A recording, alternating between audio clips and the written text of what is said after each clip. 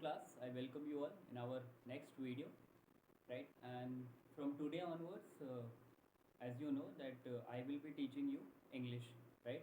English literature and English language, that is both the subject, right? So we are beginning with this poem, that is The Last Bargain, which is a part of your term 1, and it is in your literature book. It is a part of your English literature book, right? So the poem that we are starting today is The Last Bargain. So now, what do you understand by the term last or and the second word is bargain. So bargain means, over here I have written, you can see, bargain means an agreement, right? एक तरीके का agreement होता है दो party के बीच में, ठीक है? जैसे फॉर एग्जांपल आप जैसे मैं अभी स्कूल में एज अ टीचर पढ़ा रहा हूँ पीपीएस में, राइट? सो जब जो मतलब जब मेरा इंटरव्यू हुआ, ठीक है, या जो भी रिक्वायरमेंट थी, ठीक है, तो वो फुलफ़िल हुई मेरे थ्रू, और उसके बाद मेरे और सर के बीच में, जो भी हायरिंग डिपार्टमेंट है उनके बीच में एक एग्रीमेंट हुआ, ठीक है? तो एग्रीमेंट कैसा था कि वो चाहते थे कि मैं पीपीएस में पढ़ाऊँ, और वैसा मैंने किया, ठीक है? तो एग्रीमेंट एक हिसाब से, जो बार्गेन होता है वो एक हिसाब से एग्रीमेंट होता है, ठीक है? इसको दूसरे एग्जांपल से आप इस तरह समझ सकते हैं, जैसे आप कोई सामान लेने जाते हैं, कोई मार्केट में कुछ लेने जाते हैं, for example you are going to purchase a pen, ठीक है, फॉर एग्जांपल, या बैग मान लो, ये अपना पैक बैग आप लेने जा रहे हो, और वो बैग मान लो 300 रुपये का है, ठीक है? दुकानदार ने बोला कि आपको 300 रुपये में वो देगा। तो आप, कई बार बहुत सारे लोग ऐसे भी होते हैं, या हर बार नॉर्मली हम क्या करते हैं, बार्गेनिंग करते हैं, मतलब उसको बोलते हैं दुकानदार से कि कुछ कम कर दो, ठीक है, कुछ कम करके पैसे ले लो। तो हम, मान लो मैंने बोला कि नहीं 300 बहुत ज़्यादा है, आप मुझसे 250 ले लो। तो ये जो 250 है, ठीक है, 300 से जो हम 250 पे आ गए, that means we are doing what, bargaining, ठीक है? इसी को कहते हैं बार्गेन, ठीक है? और अगर वो मान जाता है, ठीक है, अगर वो मान जाता है कि चलो ठीक है 300 की चीज़ हम 250 में देने के लिए तैयार हैं, तो वो उस जगह पे ये बार्गेन क्या कहलाएगा, agreement. So it is a kind of an agreement which happens or which take place between two people or party, right? So last bargain, ये हम poem पढ़ेंगे, and I will be telling you what are the things given in this poem, right? So let's start the poem, class.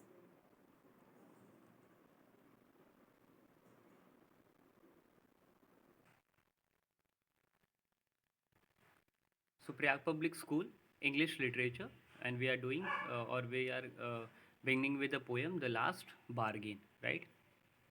Okay. So about the poet. So this poem has been written by Rabindranath Tagore, right? He was born on 7th May 1861 and died on 7th August 1941, right? He was a Bengali poet, writer, composer and painter. And he became the first non-European to win the Nobel Prize in Literature in 1913 for his collection of poems Gitanjali, right? So he is one of the greatest poet that we had, right? And this poem has been written by Rabindranath Tagore, right? So let's proceed further, class. The last bargain. A bargain is an agreement in which both parties promise to do something for each other, ठीक है?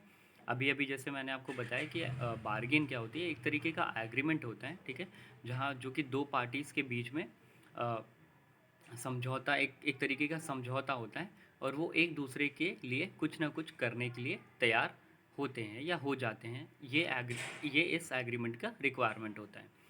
Somebody is looking for work waiting to be hired.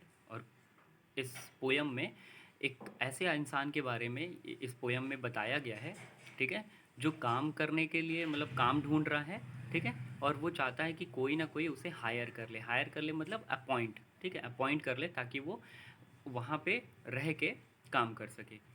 He strikes a bargain but things it worthless, ठीक है। Strike का मतलब है कि वो try तो करता है, कई बार नाप तोल करने की कोशिश करता है, ठीक है, बार्गेन करके काम को खरीदने की कोशिश करता है या नाप तोल करने की कोशिश करता है काम को जो कि वो ढूंढ रहा है, बट वो सोचता है कि ये वर्थलेस है। वर्थलेस मीन्स इसका कोई महत्व नहीं है या वैल्यूलेस है। He tries twice again but doesn't like either. वो कई बार और भी कोशिश करता है, पर वो बिल्कुल भी उसको ये चीज़ पसंद नहीं आती है। Finally in the last bargain, when he is hired for nothing whatever, he is happy as never before। ठीक है, तो ये जिसके भी बारे में बताया जा रहा है, ये पूरे की पूरी यहाँ पे आपको एक हिसाब से पोयम के बारे में बता दिया जा रहा है, क्योंकि आप जब हम पोयम आगे पढ़ेंगे तो इसी तरीके का पूरा स्टोरी इस पोयम में दिया गया है। ठीक है, कि वो लड़का जो है, जो काम की तलाश में इधर उधर भटक रहा है या लोगों के पास जा रहा है, वो कहाँ कहाँ गया, किससे किससे बात की, क्या क्या लोगों ने उसे कहा, और किस तरीके से उसने उनसे बार्गेन करने, वो बार्गेन नहीं कर पाया और वो अपने मतलब अपने रास्ते आगे बढ़ गया, राइट। और फाइनली क्या होता है कि उसको लास्ट में बार्गेनिंग का, जब वो लास्ट में फाइनली जब वो लास्ट या में बार्गेनिंग करता रहता है, ठीक है, when he is hired for nothing what ever, और अपने लास्ट बार्गेन में क्या करता है, उसको हायरिंग तो मिल जाती है, मतलब उसे अपॉइंट तो कर लिया जाता है, पर बिना कुछ नाप तोल के, मतलब उसको बिना किसी एग्रीमेंट के हायर कर लिया जाता है, right. He is happy as never before. ठीक है, और उसके बाद भी मतलब उसे कुछ मिल नहीं रहा है, पर वो काम कर रहा है या काम करने के लिए तैयार हो जाता है, क्योंकि जब आप कोई भी किसी भी तरीके का काम करते हो तो उसके बदले कोई ना कोई आपको कुछ चाहिए। फॉर एग्जांपल जैसे आप जॉब करते हो तो उसके बदले आपको क्या मिलता है, सैलरी मिलती है। तो यहाँ भी वो काम इसीलिए ढूंढ रहा था ताकि उसके बदले वो क्या कुछ पैसे कमा सके। बट उसके साथ ऐसा नहीं हुआ। वो जब लास्ट में हायरिंग हुई, बार्गेन जब लास्ट बार्गेन उसने किया या बार्गेनिंग की, उसमें उसकी हायरिंग हुई, तो वो उसको कुछ मिल नहीं रहा था, मतलब अपोजिट एंड से या दूसरे एंड से या दूसरी पार्टी से उसको कुछ मिल नहीं रहा था, राइट। बट फिर भी वो बहुत खुश था। What is the bargain and why is it the best. अब यहाँ पे ऑथर हमसे या पोएट जो है वो हमसे पूछ रहा है कि ऐसी क्या बार्गेनिंग थी जो उसने की लास्ट में, ठीक है, पोएम के लास्ट में, और क्यों वो सबसे अच्छी थी, right? So let us read the poem and we will find out why the last bargain done by this person was best. So अभी ये मैंने कुछ मीनिंग लिखी है, आपको लिखना है अपनी बुक में भी और कॉपी में भी, ठीक है। सो एग्रीमेंट मीन्स कॉन्ट्रैक्ट, ठीक है। हायर्ड मीन्स टू अपॉइंट, जिसको हायरिंग कर कहते हैं, कि हायरिंग का मतलब है टू अपॉइंट करना, ठीक है, काम पे रखना। स्ट्राइक्स का मतलब है डील करना, टू डील। वर्थलेस मतलब वैल्यूलेस, जिसका कोई वैल्यू नहीं है। Paved means road full of stones, एक ऐसी रोड जो ईंटों या कंकड़ों से भरी हुई है। स्वॉर्ड मीन्स जिसे आप तलवार कहते हैं, a metal blade weapon. Chariot means carriage. Counted means to add और सम, ठीक है, मतलब ऐड करना या सम करना। नॉट, NAUGHT का मतलब है नथिंग, ठीक है। वंडर्ड का मतलब है टू रोम, रोम मतलब इधर उधर घूमना या फिरना, right. So let proceed further, class. Come and hire me, I cried, while in the morning I was walking on the stone paved road. अब ये जो लड़का है ये कहता है, ठीक है, जब ये एक ऐसे रास्ते पे चल रहा है जो कि पत्थरों से या कंकड़ों से भरी हुई है, तो उस रास्ते पे चलते चलते बोलता है कि आओ और मुझे अपॉइंट करो, मतलब हायर करो, ठीक है। और ये कब कहता है, मॉर्निंग का टाइम रहता है, और जब ये एक ऐसे रास्ते पे चलता रहता है जहाँ पे क्या है, कंकड़ या पत्थरों से वो रास्ता भरा हुआ है। Sword in hand the king came in his chariot. अब तभी वहाँ पे एक राजा आ जाता है, और राजा के हाथ में क्या है, तलवार है, और वो अपने कैरेज का मतलब है जो रथ होता है राजा का, उस पे वो अपने जो राजा है वो अपने रथ पे सवार है। He held my hand and said I will hire you with my power. अब वो जो राजा होता है इस लड़के का हाथ पकड़ता है और कहता है कि मैं तुम्हें हायर करूँगा, मतलब मैं तुम्हें अपने काम मतलब अपने अंडर काम के लिए रखूँगा, और पूरी अपनी ताकत से तुम्हें हायर करूँगा, क्योंकि राजा है तो उसके पास बहुत सारी ताकत होंगी। तो वो कहता है मैं तुम्हें अपॉइंट तो करूँगा, पर अपनी पूरी ताकत से। But his power counted for not, and he went away in his chariot. पर आगे पोएट कहता है कि जो उसकी पावर है, राजा की जो पावर थी, वो कोई कमाल नहीं दिखा पाई, मतलब वो उसका वो उसकी पावर एकदम वर्थलेस थी या वैल्यूलेस थी, ठीक है। उसकी पावर ज़्यादा कुछ नहीं कमाल कर पाई। उस राजा की जो पावर थी, जिसके बेस पे वो इस लड़के को हायर करने वाला था या करना चाहता था, ठीक है। तो उसकी पावर एकदम वर्थलेस लास्ट में पाई गई, ठीक है। और इस वजह से वो राजा जो है, जब लास्ट में कुछ नहीं कर पाया, तो वो अपने रथ पे वापस चला गया। In the heat of the mid day the houses stood with shut doors. अब आगे पोएट बोल रहा है कि मतलब एक ऐसी मतलब जैसे दोपहर, एक ऐसी दोपहर है जहाँ पे बहुत तेज़ धूप है, बहुत ज़्यादा गर्मी है, और घर के जो दरवाजे हैं वो एकदम बंद पड़े हुए हैं। जैसे गर्मियों में आपने देखा होगा कि मोस्ट ऑफ द टाइम घर से लोग बाहर जाना पसंद नहीं करते हैं, और ज़्यादातर घर के दरवाजे जो होते हैं बंद रहते हैं। तो उसी तरीके से यहाँ भी वो पोएट बता रहा है कि एक ऐसा दिन है जहाँ पे बहुत ज़्यादा गर्मी है, बहुत ज़्यादा धूप है, और जो दरवाजे हैं घरों के वो बंद हैं। I wandered along the crooked lane, ठीक है। और ऐसे टाइम पे ये जो आदमी है, ये जो लड़का है जिसको काम चाहिए, वो वंडर्ड मीन्स इधर उधर घूम रहा है काम की तलाश में, ठीक है।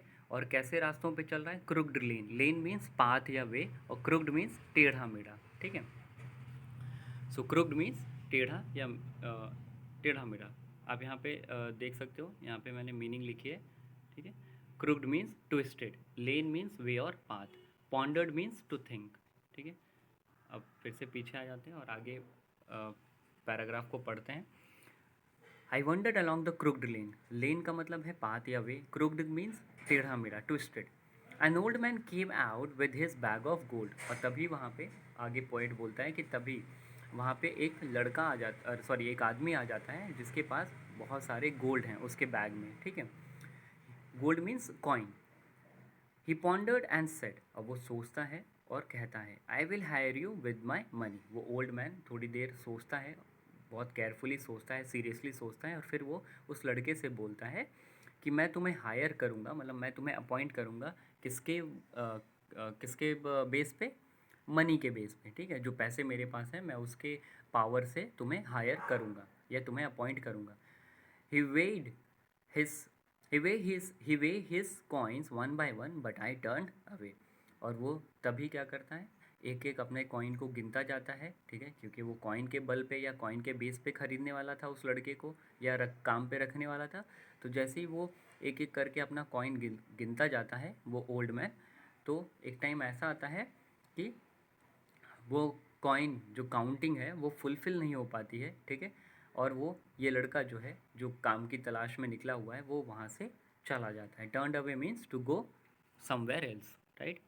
सो let proceed further class. It was evening. The garden hedge was all aflower. The fair, the fair maid came out and said, "I will hire you with this smile." It was evening. अब ये poet आगे कहता है कि अब शाम की बात हो रही है, कि जब ये घूमते टहलते और आगे पहुंचता है तो शाम हो चुकी है, ठीक है।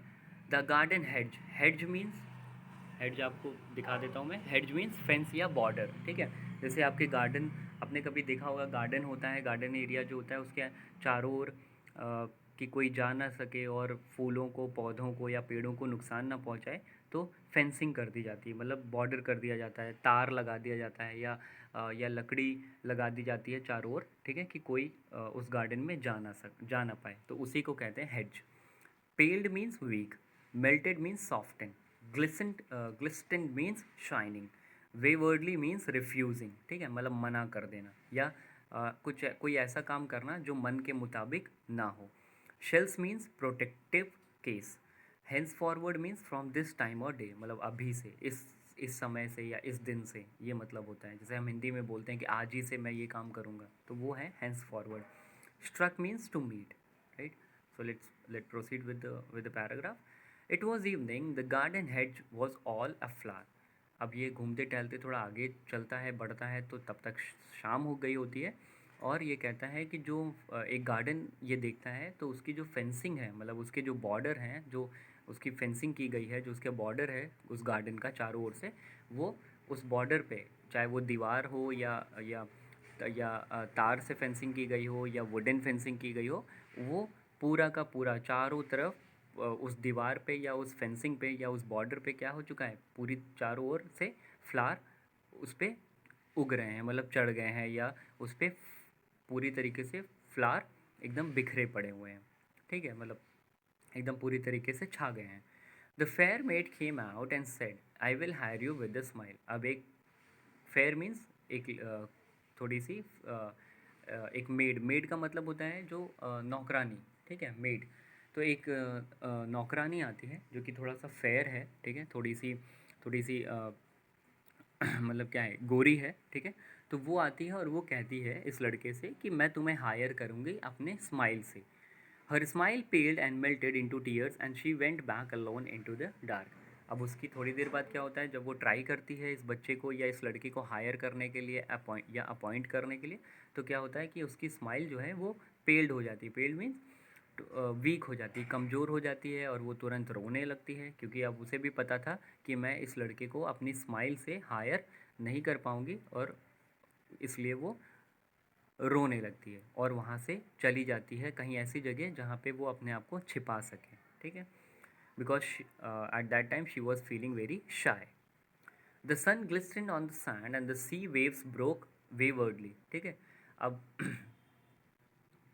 ठीक है, अब क्या होता है, जो सन है, ठीक है, जो सूरज है, उसकी किरणें जो हैं वो सैंड पे पड़ रही थी, और वो सैंड जो है वो क्या हो रहा था, वो चमक रहा था।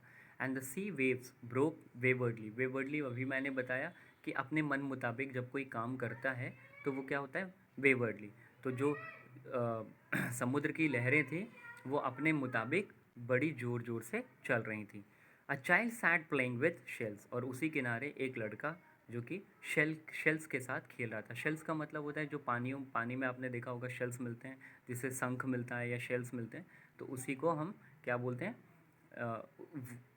उसी तरीके के शेल्स के या वैसे ही शेल्स के साथ ये एक बच्चा जो है ये इस समुद्र किनारे खेलता रहता है। He raised his head and seemed to know me and said, I hire you with nothing. Raised मतलब सर ऊंचा करना, ठीक है, या किसी चीज़ को उठाना। Seemed का मतलब है look like. सो ही रेज हिज हेड, वो अपने सर को उठाता है, जो बच्चा है। अब ये आदमी जो है, ये जो लड़का है, ठीक है, जिसको काम की तलाश है, वो अब घूमते टहलते एक समुद्र के किनारे पहुंच गया है। अब वो समुद्र के किनारे एक बच्चा बैठा हुआ है और वो शेल्स के साथ खेल रहा है। He raise his head and seem to know me. अब ये लड़का जो है वो जैसे उस छोटे बच्चे के पास पहुंचता है जो शेल्स के साथ खेल रहा है, वो छोटा बच्चा अपना सर उठाता है और इस लड़के से कहता है कि मैं तुम्हें हायर करूँगा, मतलब मैं तुम्हें अपॉइंट करूँगा, पर मैं तुम्हें कुछ भी दूंगा नहीं। इसीलिए लिखा है I hire you with nothing, ठीक है। तो मतलब मैं तुम्हें अपॉइंट करूँगा, मैं तुम्हें काम पे रखूँगा, पर मैं उसके बदले तुम्हें कुछ दूंगा नहीं। From hence forward that bargain struck in child's play made me a free man. और हेंस फॉरवर्ड जैसे अभी मैंने आपको बताया वर्ड मीनिंग में कि अभी से, मतलब इसी टाइम से, तो वह तो यहाँ पे पोएट बोलता है कि इसी टाइम से, मतलब उसी दौरान या उस टाइम से ही ये लड़का जो काम ढूंढ रहा था, वो उसका दिमाग ऐसे बदल जाता है, और पूरा का पूरा जो उसका बार्गेन, जो अभी तक वो बार्गेन करते करते कभी किसी लेडी के पास जा रहा है, या कभी किसी राजा से ऑफ़र कर रहा है, या राजा कोई ऑफ़र कर रहा है, या कोई लेडी ऑफ़र कर रही है, या कोई क्या है, कोई दूसरा इंसान ऑफ़र कर रहा है, कोई ओल्ड मैन ऑफ़र कर रहा है, तो इतना सारा ऑफ़र वो ठुकरा के आखिरकार उसका जो लास्ट बार्गेन होता है, वो बार्गेन कहाँ पे ठहर जाता है या कहाँ पे स्टक हो जाता है जाके, वो एक छोटे से बच्चे के खेल में जाके स्टक हो जाता है। खेल में स्टक हो जाने का मतलब है कि इसकी बार्गेनिंग उस छोटे से बच्चे के आगे नहीं चल पाती है, और वो अब इसी के लिए या इसी के साथ या इसी के अंडर में, इस छोटे से बच्चे के अंडर में अपने काम को करना शुरू कर देता है, और उसके बदले उसको कुछ मिल भी नहीं रहा होता है, मतलब वो छोटा सा बच्चा उसको कुछ देता भी नहीं है। Made me a free man, और अब वो जैसे उस छोटे बच्चे से बार्गेन बिना किए वो उसके लिए काम करने के लिए तैयार हो जाता है, या उसके साथ रहने के लिए तैयार हो जाता है, और बदले में कुछ भी नहीं मिलने, उसको पता है कि बदले में मुझे कुछ भी नहीं मिलेगा, तो भी he became a free man, और वो एकदम फ्री हो जाता है कि अब उसे कोई चिंता नहीं है, क्योंकि अब वो किसी न किसी काम पे लगा हुआ है और किसी न किसी के साथ लगा हुआ है, right. So class, this is the poem which has been written by Rabindranath Tagore, right? So let's proceed for the homework.